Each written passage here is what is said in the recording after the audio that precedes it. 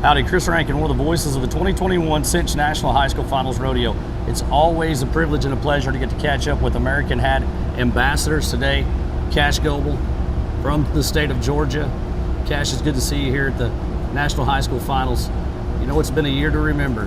Can you reflect back a little bit on us on 2021 for you? You know, this year for me it's been hard. We've had to sell our place. I really haven't got to practice as much time. And my arena, we had to tear it down, and I've just had some hard times.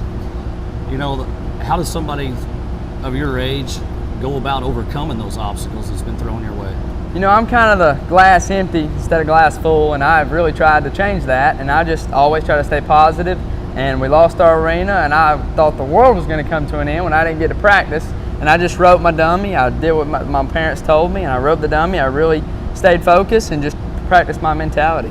You know, you have a great support system behind you. I remember your older brother coming through NHSRA.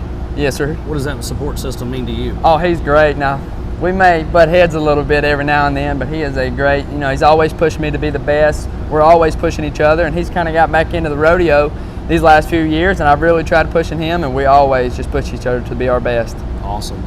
You know, there's another group that's kind of meant something to you. You want to share about that? I'll tell you, rodeo grandmothers. Yeah. They are one of a kind, are they not? They are. They are up at the crack of dawn. It may be 5:30. And sometimes they may be thinking they're roping instead of you. They have just got their mentality more ready than you are. And I've got one special grandmother that I just want to thank. She's always positive. She's never negative, always. Right. She's up every morning. She's always getting you ready, me ready. It's not even her kid. She's getting everybody ready. And she'd take her notebook up there to the arena and she'll write down everybody's times. And it's kind of been hard for her this year with all the COVID deal happening. Yep.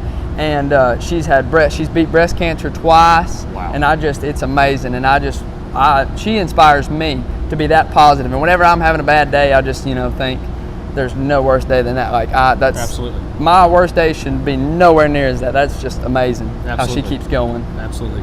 You know, great support systems, that's what keeps us going in the sport of rodeo. Whether we're a competitor, whether we're personnel, we're gone away from our family, it's support systems and our rodeo family that get us through it.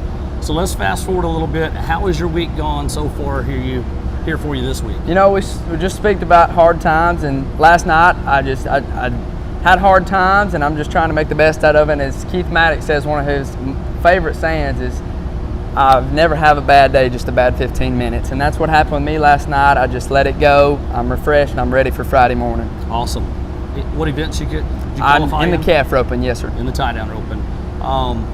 Who's some of your idols growing up when we look at rodeo wise? Oh, man. You know, I've looked up to Trevor Brazil. He's always been a great calf roper, great team roper, all-around cowboy. He is the king of the cowboys.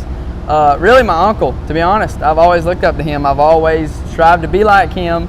Right. And there's Joe Beaver, Fred Whitfield. I like all the old, like back in the day. I love watching Brent Lewis. I've watched all of them rope, and I'll watch videos. I'll go on YouTube and I'll watch videos from the 80s and 90s, and I'll just watch all those old calf ropers, and it's just amazing. Awesome. And what year are you in class right now? I am a junior going to be a senior. So you still got one more year? I have one more year, yes, sir. What are you thinking about doing out after high school? Going to college?